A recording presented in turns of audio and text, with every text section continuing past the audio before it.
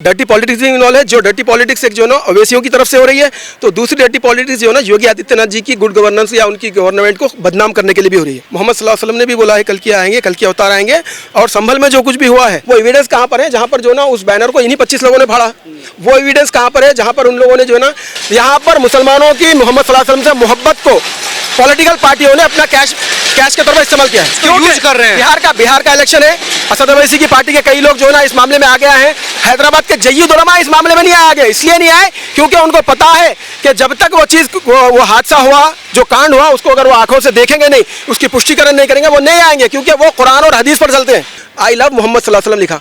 इस्लाम में इस बात की जो ना इजाजत नहीं है कि आप किसी दूसरे के रास्ते पे या दूसरे की घर पे दीवार पे जो है लिख दे। क्यों भाई, ऐसा रास्ते पे खड़े का हुक्म नहीं है इस्लाम में। आप एक कोने से जाना है, दूसरे कोने से आना है, ताकि लोगों को तकलीफ ना हो। कांग्रेस पार्टी को भी चाहिए कि सबसे पहले उस मुसलमान लीडर को जो है ना पार्टी से हमेशा के लिए पहले खत्म किया जाए। किसी की भी माँ की इज्जत होनी चाहिए, क्योंकि इस्लाम में भी बोला गया है कि अल जन्नतु तहता अक़दामिल उम्मत, यानी कि माँ के कदमों के नीचे जन्नत है। के अंदर अगर अवैसी अगर ये बोलता है कि मैं भारत माता की जय नहीं बोलूंगा, तो उसको ये खुद ये बात का पता नहीं है कि अरबी में कुरान करीम में कहा गया है कि वमिन्हा खलक़नाकुम वमिन्हा नुख़रिजुकुम ताहरतन उख़रा। कि आपका जो सवाल है कि ये विवाद हो क्यों रहा है। दुनिया में जितने भी मुसलमान हैं, चाहे वो शिया होंगे, भोरे होंगे, खादियानी होंगे, खोजे होंगे, जितने भी होंगे, दुनिया के 200 करोड़ मुसलमानों का सबसे अहम एक कलमा है जिसके ऊपर हम सबका ईमान है, वो है अशहदु अन ला इलाहा इल्लल्लाह व अशहदु अन्न मुहम्मदन रसूलुल्लाह। यानी कि हम सिर्फ ला इलाहा इल्लल्लाह पर ही सीमित नहीं हो सकते। ईश्वर एक है, भगवान एक है, और हम गवाही देते हैं कि उनके ईश्वर के अवतार मोहम्मद सल्लल्लाहु अलैहि वसल्लम है, जो इस बात की भी पुष्टि करते हैं कि दुनिया में जितने भी धर्मों में जो भी अवतार भेजे हैं ईश्वर ने, उन सब की पुष्टिकरण कौन करते हैं? आखिरी अवतार मोहम्मद सल्लल्लाहु अलैहि वसल्लम, जिन्होंने इस बात की भी पुष्टि की है कि आने वाले समय में कल के अवतार आएंगे। मैं चूँकि अलग अलग धर्मों साहब ने भी कहा कि कल के आएंगे। हाँ, मोहम्मद सल्लल्लाहु अलैहि वसल्लम ने भी बोला है कल के आएंगे, कल के अवतार आएंगे।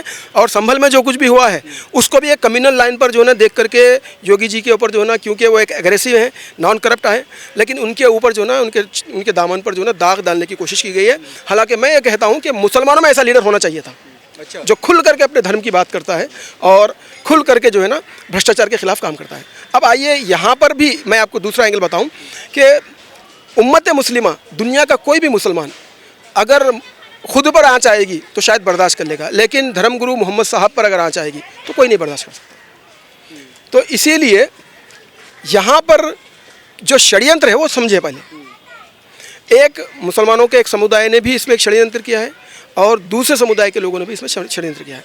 वो ये है कि योगी जी के क्षेत्र में उत्तर प्रदेश में एक हादसा हुआ है जिसमें नॉन मुस्लिम कम्युनिटी के लोगों की जो है ना एक त्यौहार था वो ख़त्म हुआ।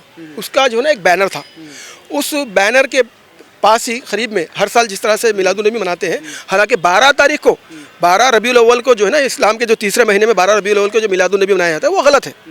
इत्तेफाक ये है कि आप सल्लल्लाहु अलैहि वसल्लम उस तारीख को आप दुनिया से पर्दा फरमाए थे, ठीक है, लेकिन आप दुनिया में आए थे, इस बात पर इत्तेफाक है कि 2 तारीख है या 4 तारीख है या 5 तारीख है, जो भी ऐसा है, लेकिन 12 नहीं है। तो इस संदर्भ में 12 तारीख को इन्होंने जो किया है ये शरई तौर पर गलत है। और एक इस्लाम में 2 ही ईदें हैं, लेकिन हम क्योंकि रहमतुल लिल आलमीन मोहम्मद सल्लल्लाहु अलैहि वसल्लम की जो ना दुनिया में आमद का, क्योंकि उनके आने के बाद सारी दुनिया में जो है ना प्रेम और हर चीज़, बहुत सारी चीज़ों को, जैसे कि औरतों के खिलाफ जो प्रताड़ित करने का जो निज़ाम था वो मोहम्मद सल्लल्लाहु अलैहि वसल्लम जब आए तो उन्होंने ख़त्म किया और ये बताया कि माता के पैरों के नीचे जन्नत है।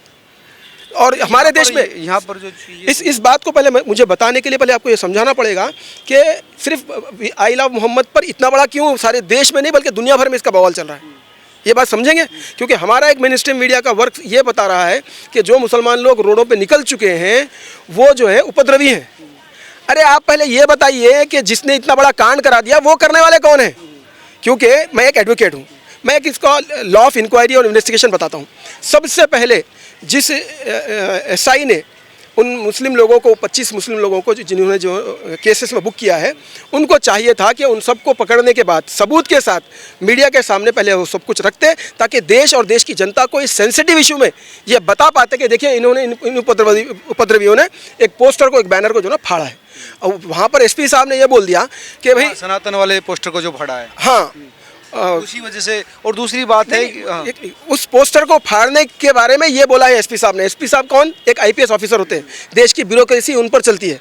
उन्होंने बोला कि ऐसा पता चला है कि कुछ अज्ञात लोगों ने इसे फाड़ा है, ठीक है, ओके। लेकिन जब आप अज्ञात लोग बोल रहे हैं तो फिर ये 25 लोग क्या कर रहे थे? तो ये 25 लोगों ने भी एक गलती की है। वो क्या की? 25 नहीं, मैं नहीं बोल सकता 25 बोल करके, क्योंकि मैं भी वहाँ पर नहीं था। इस्लाम का एक नियम है कि जब कभी आपको कोई बात सिर्फ सुनी सुनाई मिले तो आप उस पर विश्वास मत करो। इसीलिए आपने देखा होगा कि इस सब्जेक्ट में भारत देश के नहीं बल्कि दुनिया भर के बड़े बड़े उलमा इकराम, मुफ्तियान इकराम इस मामले में जो है ना खामोश हैं, सिर्फ इस केस को लेकर के। इसलिए कि उनको इस बात का यकीन ही नहीं, अभी तक तो कोई ना डॉक्यूमेंट्री एविडेंस आया है कि किसने फाड़ा है, ना तो ये एविडेंस आया है कि वो लोग बोल रहे हैं कि भाई हमने मोहम्मद सल्लल्लाहु अलैहि वसल्लम का नाम लिया तो इसलिए बुक कर दिया। ये बात भी झूठ हो सकती है, ये बात भी इसलिए झूठ हो सकती ये कह है। रही ना कि भी उन्होंने जो तय रूट था उसको वायलेट किया, पोस्टर फाड़ा, इसलिए गिरफ्तार किया। आई लव मोहम्मद पर नहीं मामला। नहीं, ये पुलिस का जबकि देखिए। मुस्लिम समुदाय जो है, ओवैसी जो है, वो कह रहा है कि नहीं ये उस आई लव मोहम्मद पे हुआ। हाँ, अभी उस पर भी आता हूँ, लेकिन उससे पहले मैं चाहूँगा कि आपके टीवी चैनल के माध्यम से देश को और देश की जो ना जनता को ये समझ में आए कि ये चक्कर क्या है। इसमें पॉलिटिक्स भी इन्वॉल्व है, डर्टी पॉलिटिक्स भी इन्वॉल्व है। जो डर्टी पॉलिटिक्स एक जो है ना ओवैसियों की तरफ से हो रही है, तो दूसरी डर्टी पॉलिटिक्स जो है ना योगी आदित्यनाथ जी की गुड गवर्नेंस या उनकी गवर्नमेंट को बदनाम करने के लिए भी हो रही है। इसमें तीसरा एक पक्ष जो है वो करप्ट लोगों का भी है पुलिस डिपार्टमेंट के, जो शायद कहीं ना कहीं ये बात की कोशिश कर रहे हैं कि पैचअप करते हुए मामले को जो है ना दूसरों पर ढकल दें। लेकिन क्या पुलिस को इस बात का जो है ना ट्रेनिंग नहीं दी जाती कि किसी भी केस के क्राइम को जो है ना जब डिटेक्ट करें तो उसका जो है ना एविडेंस कलेक्ट करें? वो एविडेंस कहाँ पर है? जहाँ पर जो है ना उस बैनर को इन्हीं 25 लोगों ने फाड़ा। वो एविडेंस कहाँ पर है? जहाँ पर उन लोगों ने जो है ना, हालांकि एक मैंने फोटो देखी है, पुलिस जो है ना आकर के खड़ी हुई है और उन्होंने ये भी बताया, एसपी साहब ने बताया कि पहली मर्तबा उन्होंने उस रास्ते पर जो ना आई लव मोहम्मद सल्लल्लाहु अलैहि वसल्लम लिखा। इस्लाम में इस बात की जो ना इजाज़त नहीं है कि आप किसी दूसरे के रास्ते पे या दूसरे की घर पे दीवार पे जो है लिख दे। क्यों भाई? मज़हब इस्लाम ऐसा दीन है कि अगर आप नमाज़ पढ़ने जाएँ तो जिस तरह से ये देखिए यहाँ पर जो लोग समाज के लोग खड़े हुए हैं, ऐसा रास्ते पे खड़े का हुक्म नहीं है इस्लाम में। आप एक कोने से जाना है, दूसरे कोने से आना है, ताकि लोगों को तकलीफ ना हो। तो ये योगी आदित्यनाथ को बदनाम करने की साजिश है। हाँ, ये योगी आदित्यनाथ जी को बदनाम करने की साजिश है। इस बात का दूसरा सबूत भी देता हूँ मैं। एक निषाद समाज के लोग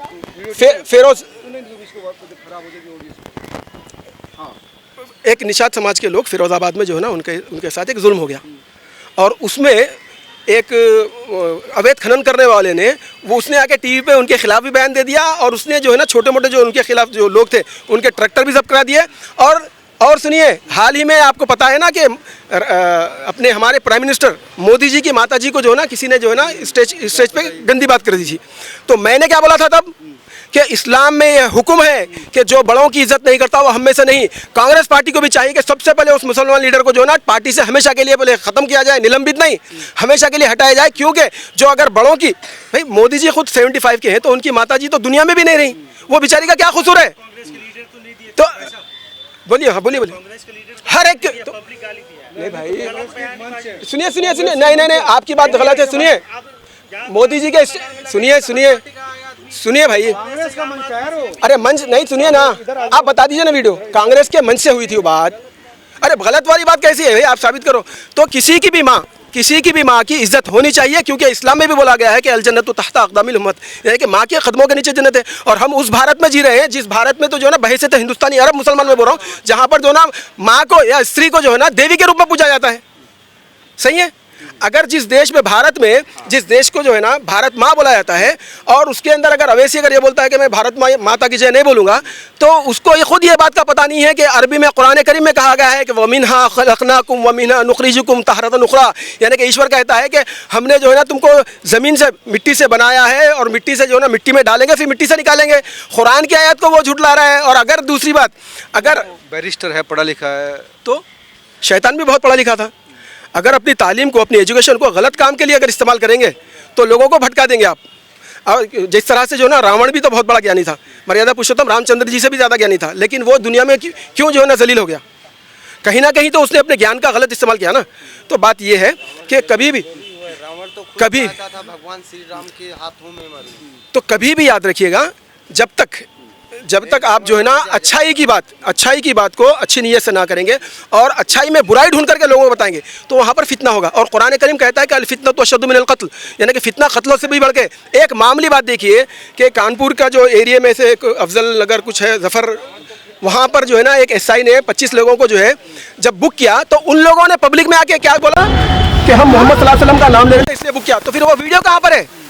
मैं पूछ रहा हूँ इस्लाम के असास पर, ये पूछ रहा हूँ कि अल्लाह रब्बुल इज़्ज़त नबी करीम सल्लल्लाहु अलैहि वसल्लम ये फरमा रहे हैं कि अगर कोई तुम्हारे पास कुरान में है कि अगर कोई तुम्हारे पास अगर कोई खबर लाए और फासिक हो, या उसके ऊपर यकीन ना हो तो पहले दो मुतबर लोगों की गवाही लो। आज का ज़माना तो जो है सोशल मीडिया का है, कहीं पर भी छोटी मोटी भी चीज़ होती है तो वीडियो बनती है। तो अगर उन्होंने अगर मोहम्मद सल्लल्लाहु अलैहि वसल्लम का शाफ़े महशर का रहमतुल लिल आलमीन का नाम लेने पर जो ना अगर उसने बुक किया था तो वो वीडियो कहाँ पर है, क्यों नहीं पेश कर रहे? तो ये चीज़ जो है सारे देश के माहौल को जो है ना, माहौल को सियासी तौर पर पॉलिटिकल लीडर्स जो है ना इसको कैश करना चाह रहे हैं। लेकिन एक और बात बोलता हूँ, वो लोग जो अगर मुसलमानों में भी समझ लीजिए कोई शराबी है या कोई जो ना दीनदार है, कोई लड़ाकू है, कोई भी हो, मोहम्मद सल्लल्लाहु अलैहि वसल्लम के नाम की बात आएगी तो फिर जानते दिखेंगे। और ये चीज़ को खराब करने के पीछे जो ना हर दो वो 25 लोगों में से किसने ये काम किया, पुलिस को चाहिए।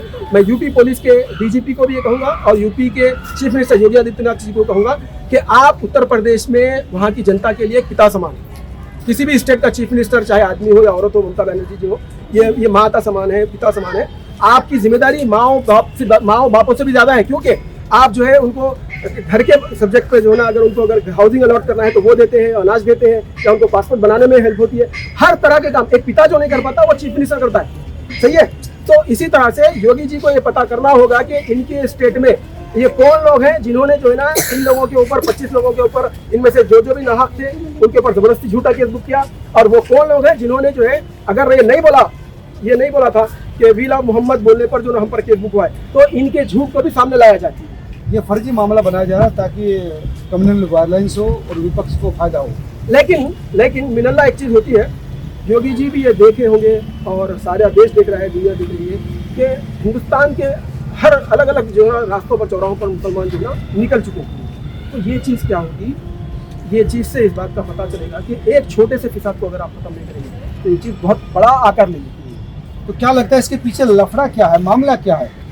ये अरे सर, आप जमा मस्जिद जाइए, गली गली छान लीजिए, ठीक है। हाँ, बोलिए।